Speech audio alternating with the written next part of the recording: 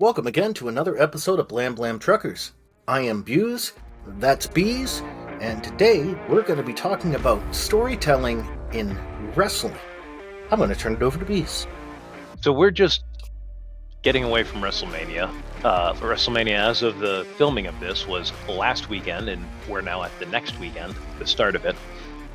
So we've actually got to see Cody Rhodes complete his story and win the WWE Championship in an amazing final match. We've got to see, in comparison, AEW faltering more and more slowly, but faltering a little bit more and more each week. And the difference between the two, at the moment anyway, is storytelling. And the WWE has some amazing long-term storytelling going on. Amazing is too strong. Amazing is way too strong. And AEW does not. The booking over there is not fantastic. This goes back to the history of American melodrama, well, of melodrama in particular, which is what wrestling is, and the history of wrestling going on to television and what that means and how the industry did not change for that initially and then tried to with starts and fits, especially during the Monday Night Wars, and now is maybe finally under Triple H, maybe starting to really get a handle on how to do long-term storytelling. I don't think they're there yet. I'm not going to be using, if you're a wrestling fan and you want to hear exacting commentary on the precise everything that's going on right now, that's not what this is about. This is more of a general theory crafting behind storytelling for wrestling and what that could look like and how it would draw in more and more customers. I'm going to do a little bit of history of wrestling and how storytelling came into it and how we all found out it was fake, and except it's not fake, staged. The term you want to use is staged. I mean, are you going back to like the Abraham Lincoln days or not quite that far? Possibly. I'm not sure. Okay. My knowledge of this is general. But it was the 1920s when wrestling was exposed as staged, that it was not a real sports competition. And that has gone back and forth. And it wasn't until 1997, I believe it was, during the Montreal Screwjob. It was at that moment where wrestling, the idea of kayfabe, which is another word for, it's their word. It doesn't mean fake, but it means fake. It's staged. The idea that wrestling is staged, that they broke kayfabe. That's what you're supposed to keep as a wrestler, is kayfabe. That the character you're portraying is actually who you are, which is really ridiculous when you're someone like, no offense to him, he's my favorite wrestler, but when you're the Undertaker and you're supposed to be a dead man brought back to life, that's a really hard thing to pull off in your personal life, because you're not actually a dead man who's been supernaturally brought back to life. As Mark Calloway, who played The Undertaker for 30 years in the WWE, will tell you, you can see he's pulling the curtain back for kayfabe in his own podcast, which is younger than ours, though his is doing a lot better. It's almost like they have a famous person in it instead of us. Going back in time, wrestling originally was real. There was no staging of anything. No one could call it fake. People would travel from either with a circus or from town to town, and they would challenge local wrestlers or other wrestlers that were on the circuit, and it was real. And it was still real during the days of Bruno Sammartino to some degree. There was an element of realism still.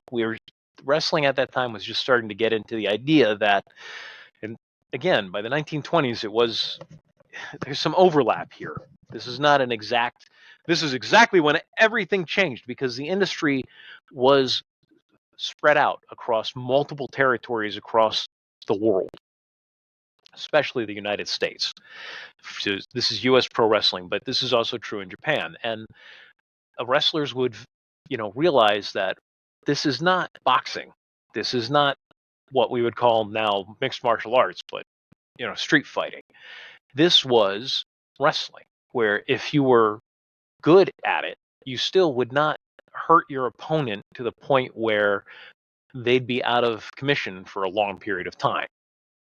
You're stretching people. You're not beating them to the point where they can't walk anymore. you're stretching them and locking them up and getting them in headlocks and all that stuff and doing arm bars and this, that, and the other thing, you're not trying to break your opponent. You're trying to get your opponent to submit or subdue or get the 3 count. So you can wrestle more often than you can box. If you get into a boxing match and you go all 15 rounds, you're probably walking out of there beaten up really badly. If you go for a full wrestling match and it takes 30 minutes or whatever, 15 minutes, 30 minutes, in a couple of days to a week, you're going to be ready to wrestle again. You're not that badly beaten. It's still quite entertaining, but you don't get hurt as badly because you're in a headlock. Hopefully they're not popping your joints out of place, but that's usually the worst sort of thing that would happen to you. Maybe you break a finger. And it didn't start off with all these high flying dives and stuff that we find entertaining today. It was actually wrestling. It was about the sport itself. It was a lot closer to what we call amateur wrestling today, or Greco-Roman wrestling, like you'll see in the Olympics. So that's where it started. Like what high schools and colleges do. Yeah, real wrestling, not stage wrestling, but amateur wrestling. So that's where it started.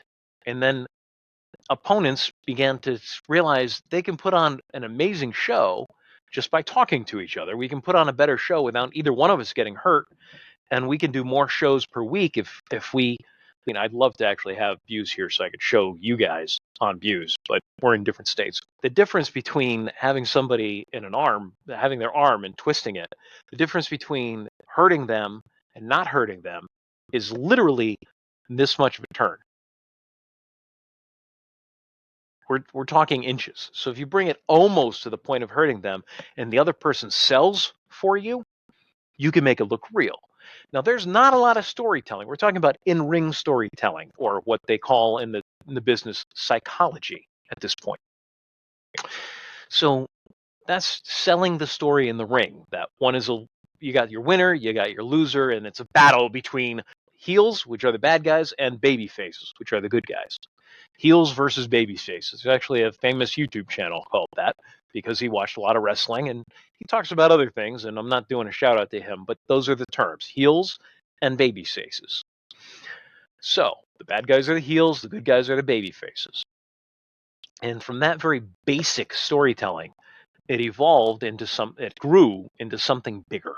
Before television, you could do the same wrestling match every day with your wrestling partner. Like if Buse and I were wrestling together, we could go to different, because every day we're doing it in a different arena. Him and I could memorize a match and do that match in every territory, in every arena, in every territory across the United States. And once we made it across the United States we'd probably never show the same match to the same people. It was a seasonal, it was a regional thing. It wasn't mass media yet. Once they got on television, the idea of storytelling more than just the story inside the ring, but an ongoing story, that started to creep in. And there's a lot more history here, and I have a lot of details on it, but it's time to start talking about what American melodrama and what melodrama is. Do you want to tell the people what melodrama is? Is that when like a watermelon does like a dramatic Shakespeare reading? Yeah, that's what Toph did when she was Melon Lord in Avatar: The Last Airbender. No, I am not Toph. I am Melon Lord.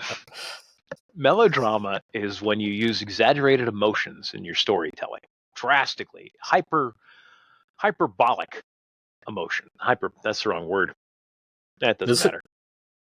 I don't know if it's wrong. There's a better word, but I can't think of it off the top of my head. So it is hyperbolic. Hyperbole. Yeah. Hyperbole. Exaggeration for effect. Yeah, that's kind of why I was like, are you sure?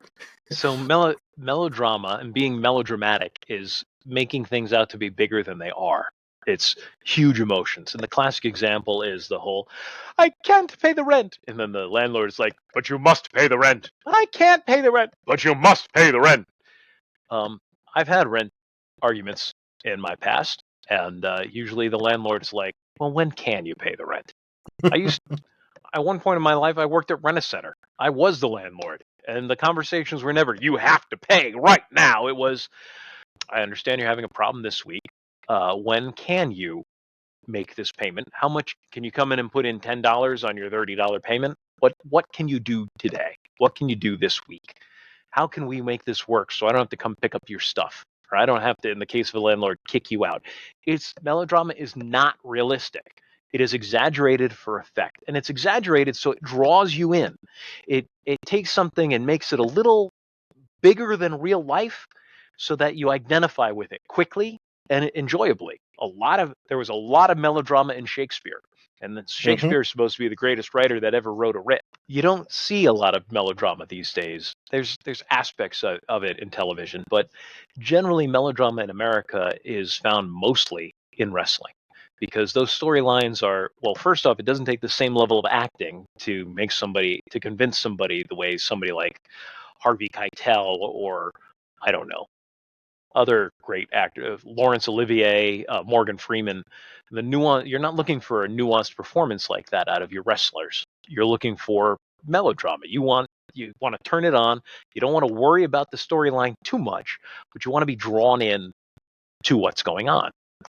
Jim Shooter would call this good comic book writing, in that every comic book you pick up, every issue, you shouldn't have to worry about what was happening before and what was happening after. But again, learning from Mr. Shooter, who rebuilt the comic industry, I can't say single-handedly because it wasn't single-handedly, but I don't know. he Be was the careful. driving Our viewers force. don't like Shooter. I know. That's too bad because there's no question that he saved the comic book industry. You truckers out there got to learn to appreciate the Shooter, man. There's no question that he saved it. There's just the evidence is in. There's no evidence that contradicts that statement. He saved the comic book industry. And he did it by telling good stories that I think the WWE and AEW and the other wrestling promotions out there, like I think AWA is still around, and Impact and TNA and whatever else is still out there. And I don't know how much New Japan does this because I don't watch New Japan, but take some advice from Jim Shooter. You want to tell a story that everybody can just sit. You don't need to have watched the previous episode to understand. You want the intros, you want the recaps, but you also want to be advancing a larger story to keep the audience that gets to our age where, frankly, I'm not going to watch every week if there's not an ongoing story for wrestling. And it doesn't have to be for all of your characters. It doesn't have to be for all of your wrestlers. You know, the mid card and the bottom of the card, especially the bottom of the card, they're just getting out there to wrestle and see if the people like them at all, see if they can get one of their gimmicks to stick, see if they're any good on the mics, how are their skills. And there's not a lot of really, we generally call it mid card, but I'm saying even low card stuff on television. A lot of that stuff is done in the house shows that they don't televise. Mostly you're going to see the mid card on TV, and even that should have something of a story going on. But your big stories, frankly, this whole Cody getting his finishing his story, this is the biggest, longest storyline that the WWE has finished and seen all the way through to completion in a long time. It's a 2-year story, and I hope it's just a start because, frankly, it wasn't that great of a story. It was great for wrestling. It's easily the best wrestling story over the last 2 years, in my opinion. But there's so much more they could be doing. Just the WWE, not including AEW, but just the WWE has, I forget if it's 5 or 6 hours of television every single week. And what writer wouldn't love to have 6 hours of television to tell a story every single week? Only you're not going to use them. That's more than a lot of soap operas. Most soap operas only get 5. Yeah. If that. Because I think now some of them are just 3 times a week. Yeah. So they've got an opportunity here to build incredible stories. And again, you don't want it to be, you're not trying to tell the story of Breaking Bad, though something in that vein where you're getting, it doesn't need to be that nuanced because Breaking Bad was a very slow story, but the idea of somebody losing everything and then earning it back, but in wrestling, not through selling meth. Truckers, if you're selling meth, please stop. Yeah. If you're doing meth, go ahead, get help. You don't want to be involved in drugs and illegal activities like that. So, not necessarily that story, but a story in that vein of a wrestler who's down on his luck and then comes back up, or he's like, okay. So they just did. This is great in-ring storytelling, and the WWE, especially at WrestleMania, has knocked it out of the park this year. The other major championship, I forget what it's called, I think is the heavyweight champ. It used to be the heavyweight championship after they bought WCW. But the other championship, Seth Rollins loses after an amazing match to Drew McIntyre. Drew McIntyre then goes and starts making fun of CM Punk, who's in a cast, an air cast, and CM Punk actually beats him up after he just got wrecked in the ring, and then Damian Priest cashes in the Money in the Bank and he doesn't steal the championship away from Drew McIntyre, but he stole the championship away from Drew McIntyre.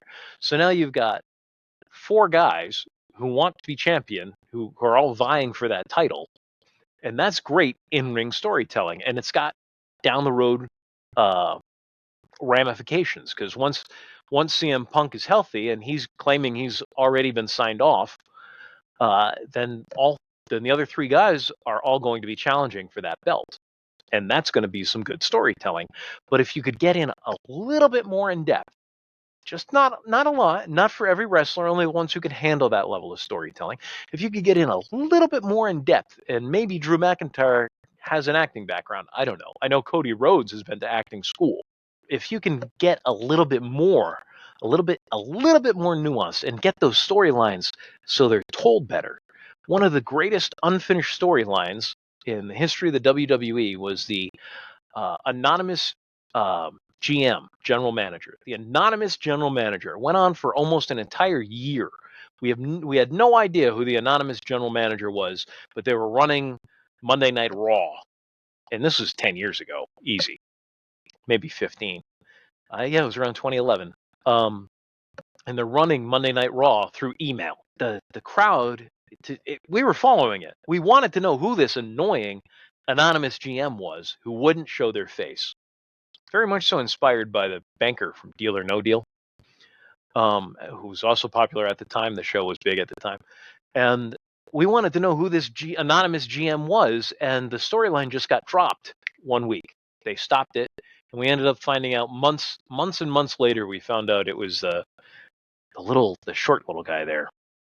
I can't remember his name off the top of my head, who was Vince McMahon's illegitimate son, which would have made a great storyline, that Vince McMahon is now giving his illegitimate son, and that's just kayfabe, that's not real.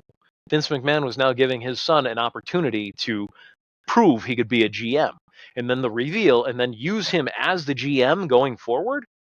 That would have been a good storyline. But they didn't follow through with it. They just dropped it. And the WWE has done a lot of dropping storylines that weren't working over the years, over the decades. And now, as they're starting to stick with them more, I think we're going to start seeing better and better storytelling in the WWE. And hopefully AEW learns from this and starts doing longer-term storytelling, more than just one match.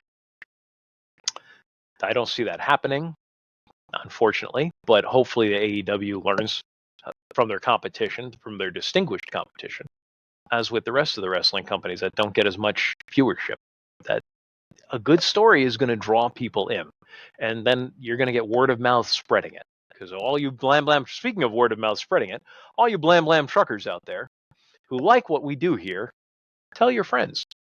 Tell your friends' friends. Have your friends tell their friends. Like, share, subscribe, ring that bell for notifications. How many times have we heard that on YouTube channels, Views?